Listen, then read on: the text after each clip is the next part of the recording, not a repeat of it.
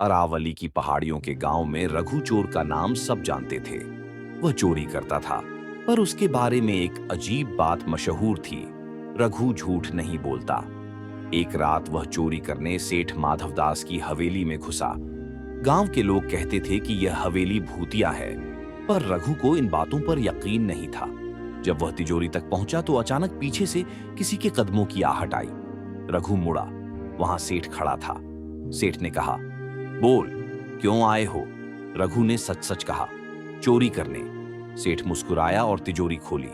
अंदर सोना चांदी नहीं, बल्कि एक काले रंग का ग्रंथ रखा था। सेठ बोला, यह हवेली मेरे पूर्वजों की है।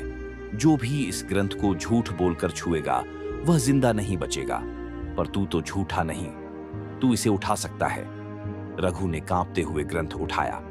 जैसे ही उसने छुआ, हवेली की दीवारों पर बनी आकृतियां हिलने लगीं। छत से अजीब सी आवाजें आने लगीं। अचानक ग्रंथ खुल गया। उसमें लिखा था, इस हवेली का मालिक मर चुका है। यहां जो भी तुझे दिखता है वह सिर्फ एक आत्मा है। रघु ने डर के मारे सेठ की तरफ देखा। सेठ की आंखें लाल हो चुकी थीं। वह बोला, मैं इस हवेली का आखिरी वंशज हूं। मेरी आत्मा यहीं बंधी हुई है। मैं झूठों को मार डालता हूं, पर तू सच बोलता है, इसलिए तू ही मुझे मुक्ति दे सकता है।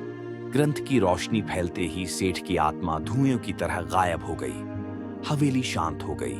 लेकिन उस दिन के बाद रघु कभी चोरी नहीं कर पाया। गांव वाले कहते हैं, रघु सच बोलकर बच गया, पर अगर उसने उस रात झूठ बोला होता तो वह भी हमेशा के लिए हवेली की दीवारों में कैद हो जाता।